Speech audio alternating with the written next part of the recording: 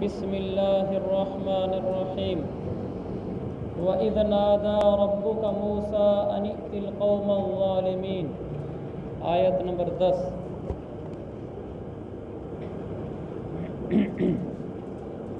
دیکھیں ابھی ہم نے تعلیم میں پڑھا تھا کہ قرآن کو ترتیل کے ساتھ پڑھنا چاہیے۔ ترتیل کے انہوں نے کئی مطلب بیان کیے تھے۔ ایک مطلب تو مشہور ہے کہ ٹھہر ٹھہر کر پڑھنا چاہیے، تیز نہیں پڑھنا چاہیے۔ حضرت ابن عباس کا قول بھی لکھا ہوا تھا، انہوں نے فرمایا کہ یہ دو چھوٹی صورتیں ہیں، القاریہ اور اذا زلزلت، یہ میں آرام آرام سے ٹھہر ٹھہر کر صحیح طریقے سے پڑھوں۔ مجھے یہ اس سے زیادہ پسند ہے کہ میں پوری سورہ بقرہ اور پوری سورہ آل عمران بغیر ٹھہرے ہوئے تیز تیز پڑھوں۔ اس لیے میرے عزیز بھائیو، ہمیں اس کی ضرورت ہے۔ ہم دو چیزوں کو، جو دو چیزیں امت سے نکل چکی ہیں، سب جگہ سے نکل چکی ہیں الا ماشاء اللہ، ہم اللہ کے نبی صلی اللہ علیہ وسلم کی ان دو سنتوں کو زندہ کریں۔ نمبر ایک، نماز کو آہستہ آہستہ پڑھنا، یہ تقریباً نکل چکا ہے، ہر جگہ نماز تیز پڑھی جا رہی ہے۔ اور نمبر دو، قرآن کو آہستہ آہستہ مزے لے کر پڑھنا، ٹھہر ٹھہر کر پڑھنا، یہ امت سے نکل چکا ہے۔ ہمیں اس کو زندہ کرنے کی ضرورت ہے۔ رسول پاک صلی اللہ علیہ وسلم نماز کو بہت آہستہ پڑھتے تھے اور قرآن کو بہت آہستہ پڑھتے تھے، اور آج بالکل اس پر عمل نہیں ہے۔ یعنی میں یہ کہہ دوں تو شاید سچ ہوگا کہ 99% اس پر عمل نہیں، بلکہ 99.5% بھی کہہ دوں تو شاید ٹھیک ہوگا۔ اس لیے کہ اگر مسجد میں 100 آدمی کھڑے ہیں تو 99% کا مطلب تو یہ کہ 100 آدمی میں سے ایک آدمی بڑا آرام سے نماز پڑھ رہا ہے، جبکہ میرے خیال میں تو ایک بھی مشکل سے ملتا ہے 100 میں سے۔ تو مجھے بھی اس کی ضرورت ہے، آپ کو بھی۔ ہم رسول پاک صلی اللہ علیہ وسلم کے سنت کو اور اللہ کے اس حکم کو کہ نماز کو آہستہ پڑھو، ہم اس پر عمل کریں، اور قرآن کو آہستہ پڑھو، آرام سے مزے لے کر اس پر ہم عمل کریں۔ تراویح میں جو تیز قرآن کا سلسلہ چلا ہوا ہے، یہ اس زمانے کی بدعت ہے۔ ہمیں آہستہ قرآن پڑھنے والے امام کو ڈھونڈنا چاہیے کہ کہاں مسجد ہے جہاں تراویح آرام سے پڑھی جاتی ہے اور مسجد کا امام آرام سے پڑھتا ہے، اور خود ہمیں اپنی نماز بھی آہستہ ہی پڑھنی چاہیے۔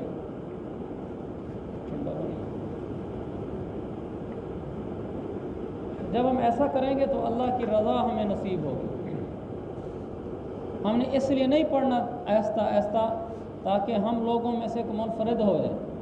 ہم نے مجھ سے پتہ نہیں کتنے دن یہاں رہنا ہے، یہاں بڑے آئے اور بڑے گئے، کوئی کسی کو نہیں پوچھتا، مرنے کے بعد کوئی کسی کا تذکرہ بھی نہیں کرتا۔ جن کی مسجد میں بیٹھے ہیں مولانا شوکت صاحب، کون ان کا تذکرہ کرتا ہے؟ ان کو تو فوت ہوئے کوئی عرصہ بھی نہیں ہوا۔ ایک وقت تھی ان کی یہاں رونق تھی، بہاریں تھی، اور آج میرے خیال میں مہینہ بھی گزر جاتا ہوگا اور زبان پہ ان کا نام بھی نہیں آتا ہوگا، اور آج سے چند سال بعد آپ دیکھنا کوئی خواب و خیال تک نہیں ہوگا۔ انسان کی کوئی حیثیت نہیں ہے۔ آج میں درس دے رہا ہوں، آپ شاید میرا نام لیتے ہوں گے، مولوی صاحب کا درس ہے، تذکرہ ہے، یقین جانے چند دنوں کی بات ہے، مرنے کی دیر ہے، مٹی میں مل جائیں گے، کوئی کسی کو نہیں پوچھتا، سب مٹی مل جائیں گے، کوئی کسی کا نہیں ہے۔ ہم نے یہ دیکھنا ہے کہ میری اپنی آخرت اچھی بن رہی ہے کہ نہیں بن رہی، بس پورا میرا یہاں جینے کا پورا مسئلہ اور فلسفہ وہ اللہ تعالیٰ کی رضا کو حاصل کرنا ہے۔ لیکن پھر بھی ہم جنریٹر نہیں چلاتے، اس سے یہ ہوا جو ہے ٹھیک ہے، گزارا ہو جائے گا نا، بس جنریٹر سے بالکل سمجھ نہیں آتا۔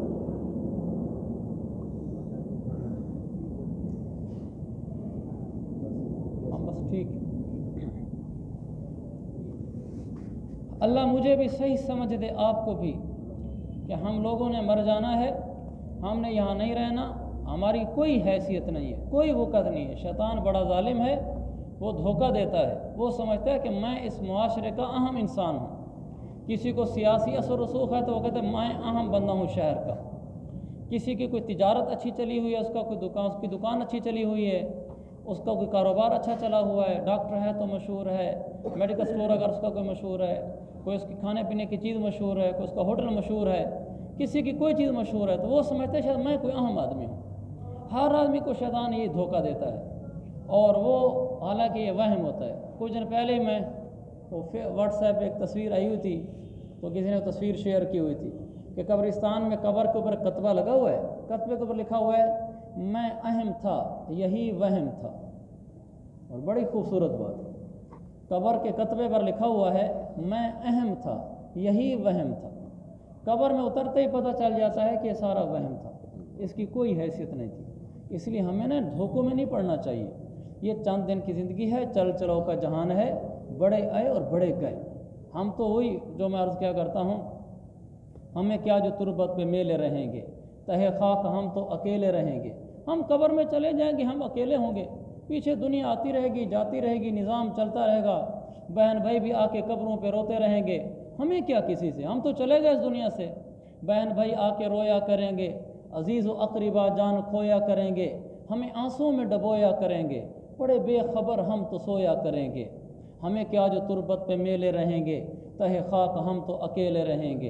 कोई आके फूल चादर चढ़ाता रहेगा, कोई शम्अ तुरबत जलाता रहेगा, ताल्लुक़ जो दुनिया से जाता रहेगा, ना रिश्ता रहेगा ना नाता रहेगा। हमें क्या जो तुरबत पे मेले रहेंगे, तहे खाक हम तो अकेले रहेंगे। अमीरों के डेरे भी गुलजार होंगे, रईसों वज़ीरों के दरबार होंगे, पुर अहले तमाशा से बाजार होंगे, हमारे लिए सब ये बेकार होंगे। हमें क्या जो तुरबत पे मेले रहेंगे, तहे खाक हम तो अकेले रहेंगे। ये मेरे भाइयों चल चलाओ का जहान है। अल्लाह मुझे और आपको इसके धोखे से बचाए। बड़े बड़े आए और धोखों में फंसे और यही समझते रहे कि मैं अहम था, मरते ही पता चल गया कि यही एक वहम था। हालांकि इसकी कोई हैसियत और हकीकत नहीं थी। बस फिर करना क्या है हमने, जब ये मैं अहम नहीं हूँ, हमने करना ये कि मेरे ज़िम्मे क्या शरीयत है, बस मैंने उसको पूरा करना। मेरे ज़िम्मे क्या दीन है, मैंने उसको पूरा करना है। जो मुझे नमाज़ पढ़ने का हुक्म है, मैं वैसी नमाज़ पढ़ूँगा, दुनिया जैसे पढ़ती है पढ़े, किसी को हकीर भी नहीं जाना। मैं वैसे कुरान पढ़ूँगा जैसे मुझे पढ़ने का हुक्म। मैं वैसे इबादतें करूँगा, वैसे घर की मुआशरत रखूँगा, वैसे अपनी तिजारत रखूँगा, वैसे अपनी ज़राअत रखूँगा जैसे मुझे शरीयत का हुक्म है। बाकी दुनिया जो करती है करते रहे, हमें किसी से कोई गर्ज नहीं है। हमने अपनी कब्र बनानी है और अपनी आखिरत की तैयारी करनी है। तो इसी ज़िम्मन में हम अल्लाह को राज़ी करते रहेंगे। इस हाल में हम दुनिया से चले गए तो बस फिर हम कामयाब हैं। एक लाइट जला लेते हैं।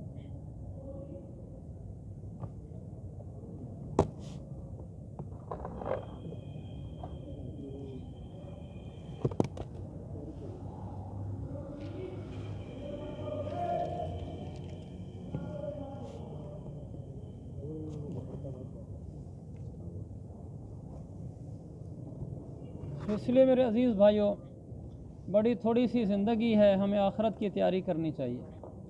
तो मैं आज ये कह रहा था कि जो तरतील से हमें कुरान पढ़ने का हुक्म है, तो उसमें यह कि अल्फाज को ठहर ठहर कर पढ़ा जाए, आराम से पढ़ा जाए, खींचने वाले हर्फ को खींचा जाए, झटका देने वाले हर्फ को झटका दिया जाए, जिसको दूसरे के अंदर मिलाकर पढ़ना है, जिसको इदगाम कहते हैं, वो मिलाकर पढ़ा जाए।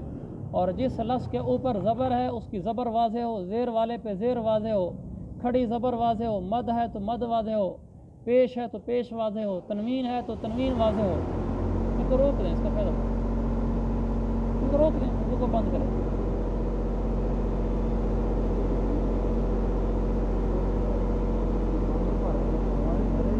पानी काफ़ी है, इसमें तो भर लिया होगा।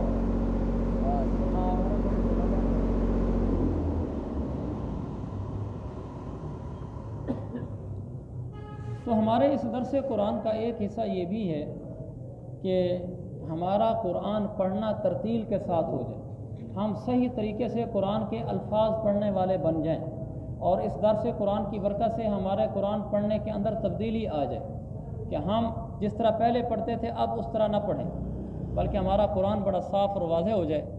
जैसा कि इसी पे लाइट जला दें, करेगा ये नहीं गिरेगा।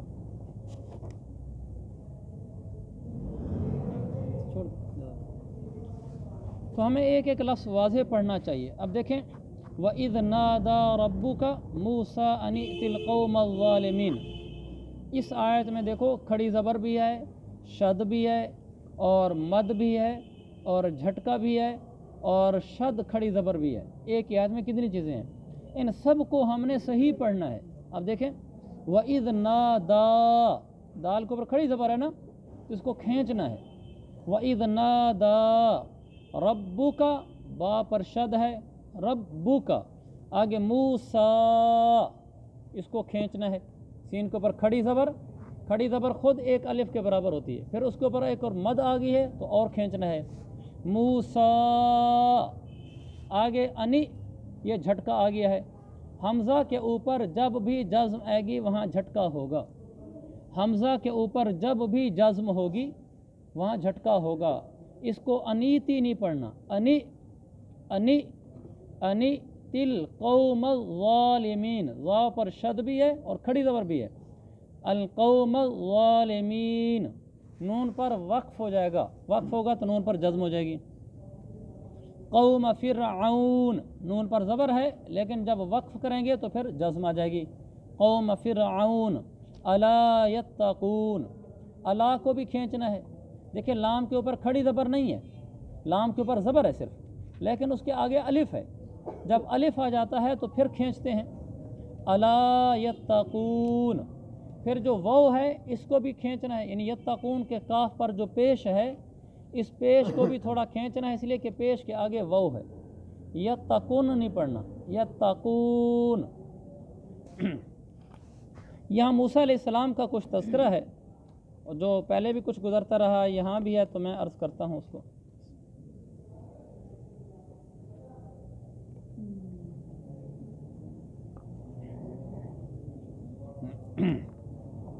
और उस वक्त का हाल सुनो जब तुम्हारे परवरदिगार ने मूसा अलैहिस्सलाम को आवाज़ देकर कहा था कि इस ज़ालिम कौम के पास जाओ, यानी फ़िरौन की कौम के पास, क्या उनके दिल में खौफ खुदा नहीं है? क़ाल रब्बी इन्नी अख़ाफ़ु अन युकज़्ज़िबून, रब्बी इन्नी अख़ाफ़ु अन युकज़्ज़िबून, इसको इदगाम कहते हैं। इदगाम का मतलब एक हर्फ का दूसरे हर्फ के अंदर दाखिल हो जाना, जैसे असल तो है अन युकज़्ज़िबून, लेकिन हमने क्या किया है, हमने नून को या के अंदर दाखिल कर दिया है। अन युकज़्ज़िबून की बजाय हमने पढ़ा ऐं, नून या में चली गई, ऐं युकज़्ज़िबून। ये हम यूँ कहेंगे कि नून का या में इदगाम हुआ है, नून को या में दाखिल कर दिया है।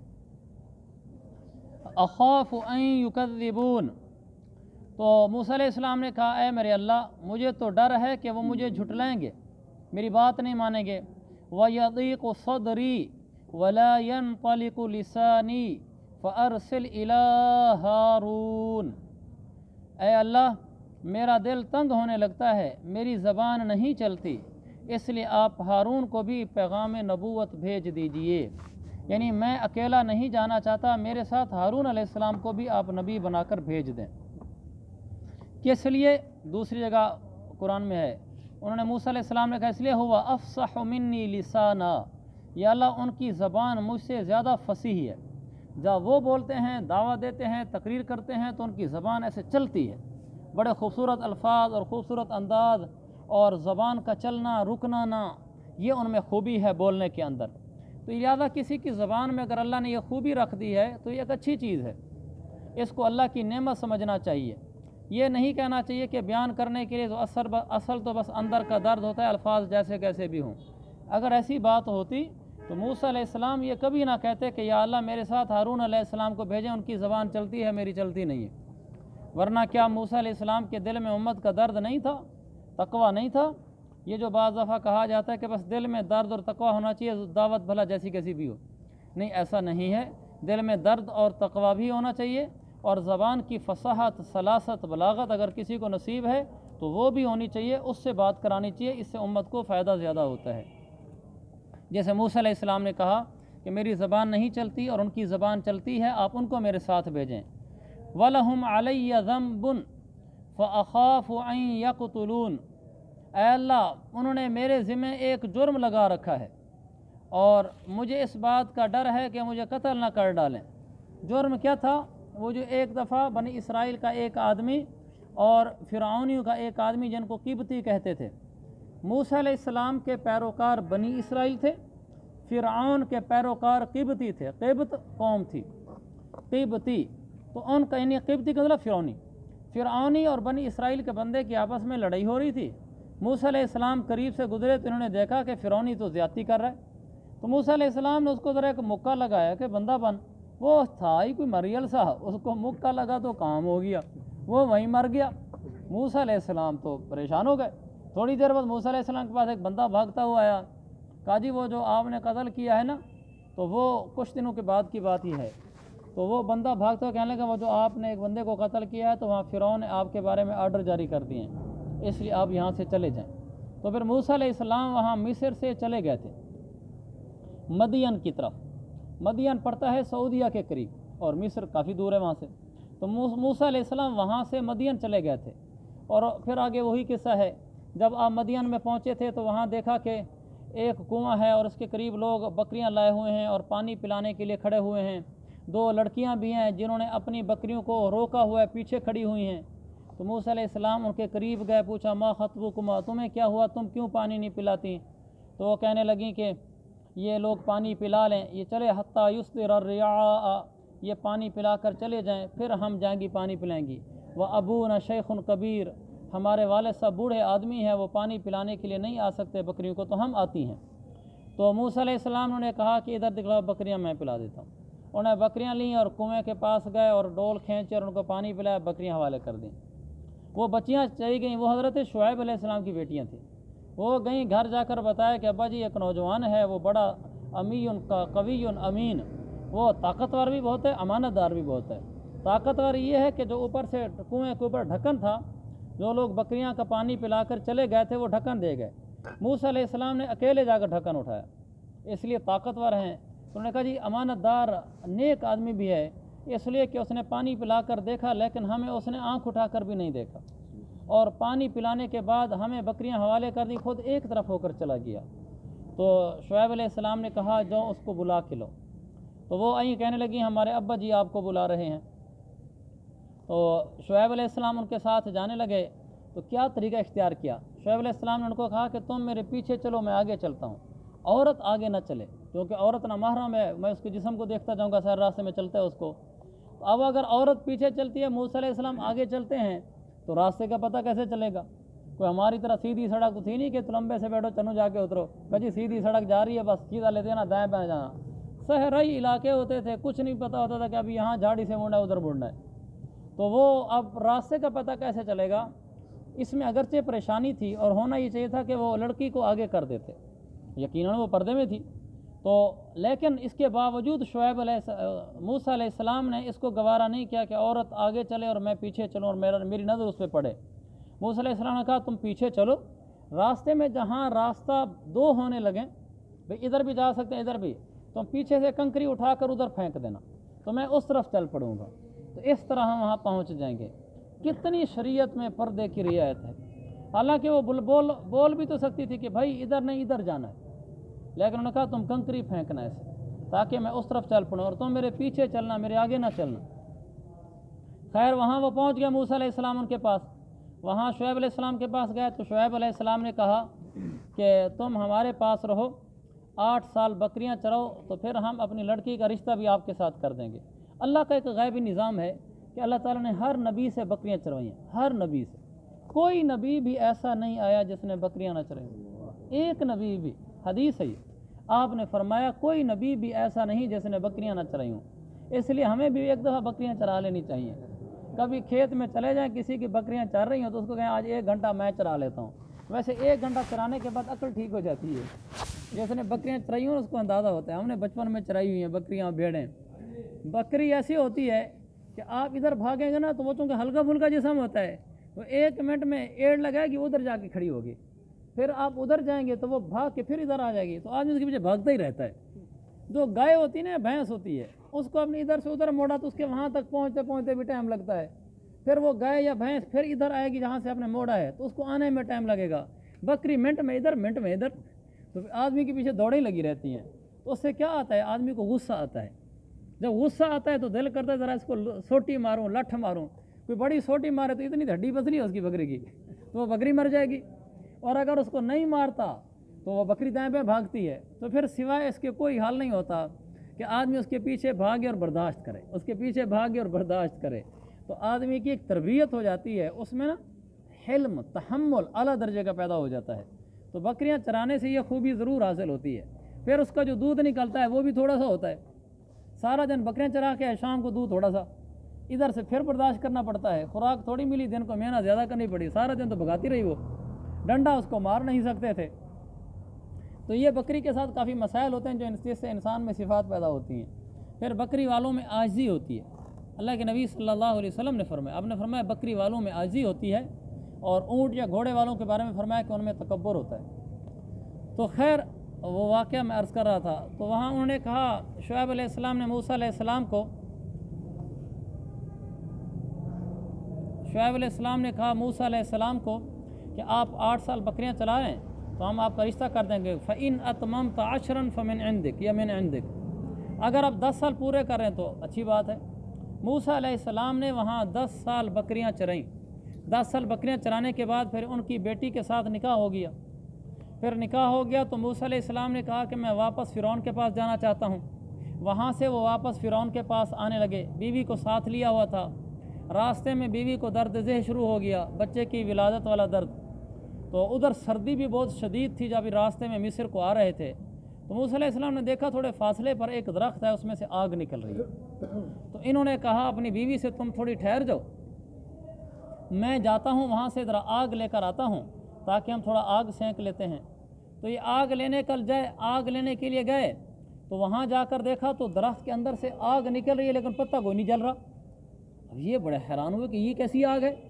तो जब वहाँ पहुँचे तो अल्लाह ताला ने फरमाया कि मूसा इखला नालैक, जूता उतार दे, इन्नका बिलवादिल मुक़द्दस तुवा, तुम एक मुक़द्दस वादी में आ चुके हो। अनख्तरतुका फस्तमिअ लिमा यूहा, अब मैं तुम्हें वही देने लगा हूँ, गौर से सुनना। इन्ननी अनल्लाहु ला इलाहा इल्ला अना, मूसा माबूद सिर्फ़ एक अल्लाह है और वो मैं हूँ। फ़अबुदनी, सर झुकाना सिर्फ मेरे आगे यही सजता है इंसानों को। फ़अक़िमिस्सलात लिज़िक्री, लिहाजा नमाज़ पढ़ना लेकिन मेरी याद में डूब के पढ़ना। ये अल्लाह ने नबियों को सबक दिया, नमाज़ पढ़ें तो अल्लाह की याद में डूब कर पढ़ें। तो मूसा अलैहिस्सलाम को वहाँ नबूवत मिल गई।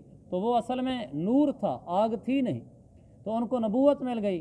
वापसी आए बीवी के पास तो नबूवत लेकर आए थे। जब गए थे तो नबी नहीं थे, यानी जब आग लेने गए थे तो नबी नहीं थे, जब आग लेकर आए तो नबी थे। इस पर वो किसी शायर ने कहा था कि क्या है वो, रब की दैन का मूसा से पूछिए हाल, रब की दैन का मूसा से पूछिए हाल, आग लेने को जाए पैगंबरी मिल जाए।